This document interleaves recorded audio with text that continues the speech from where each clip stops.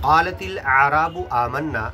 ये अरब बद्दू कहते हैं कि हमने ईमान लाया। कुल लम तुमिनू, कह दो ज्ञान और ईमान तो तुमने लिया है,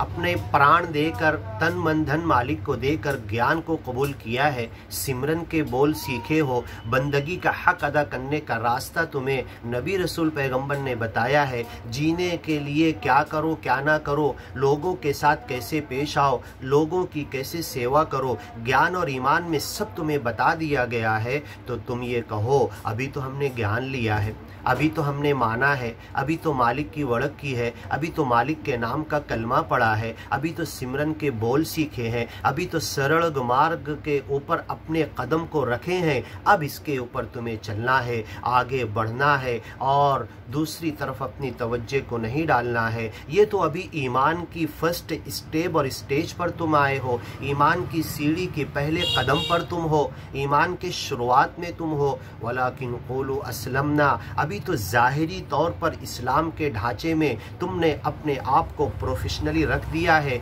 इस्लाम की ज़ाहिरी चीज़ें तुमने कबूल कर ली है। वलम्मा यदखुलुल ईमानु फ़ी क़ुलूबिकुम, अभी तो ये दिलों के अंदर ईमान दाखिल नहीं हुआ है, दिल के अंदर सच्चे मालिक के एक होने का एहसास और उससे डर जाने का एहसास, हर वक्त जहन में ये तसव्वुर रहे कि सच्चा मालिक मेरे सामने है, अगर मैं उसे नहीं तो वो मुझे देख रहा है, मुझे रात के अंधेरे में भी देख रहा है, तन्हाई में भी देख रहा है, ग्रुप में सबके सामने भी देख रहा है। और ईमान लाने के बाद ऐसा ताल्लुक़ बिल्ला अल्लाह और सच्चे मालिक से ऐसा कनेक्शन जुड़ गया है कि कोई उस सच्चे मालिक को मेरे बदन से हटा नहीं सकता, उस कनेक्शन को तोड़ नहीं सकता। अब मैं ईमान और ज्ञान के कलमे को पढ़कर उसके साथ जुट गया हूँ, ये एहसास रखो। फ़इल्लम तकुन तराहु, अगर ईमान तुम्हारे दिल में ऐसा नहीं आता कि तुम कंटिन्यू अपने सच्चे मालिक को निराकार रूप में देख रहे हो, अगर ये तसव्वुर नहीं कर सकते,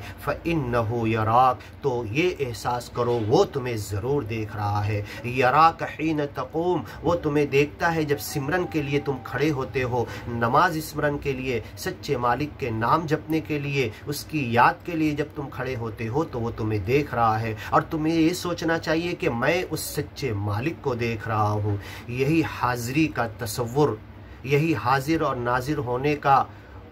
ये जहनों के अंदर तसव्वुर, ये ज्ञान डालता है। तो अभी तुम्हारे दिलों में ज्ञान और ईमान नहीं उतरा है, इसे अपने दिल में उतारो, और दिल में जिस वक्त उतरेगा तो दुनिया की तरफ तुम भागोगे नहीं,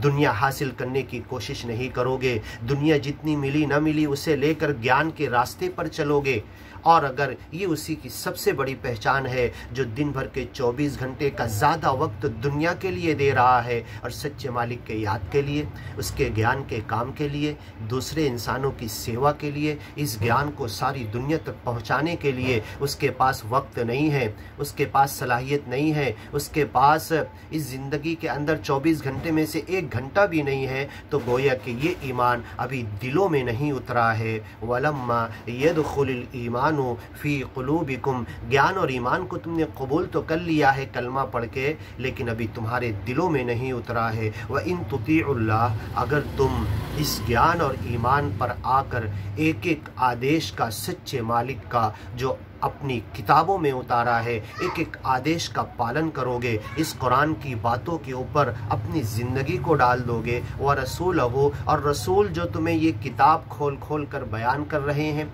एक्सप्लेन कर रहे हैं, उस रास्ते पर तुम आ जाओगे। ला यलिदकुम मिन आमालिकुम शैआ, तो तुम्हारे अच्छे अमल में से कुछ कम नहीं करेगा सच्चा मालिक, उसका पूरा बदला देगा, बल्कि बढ़ा कर देगा।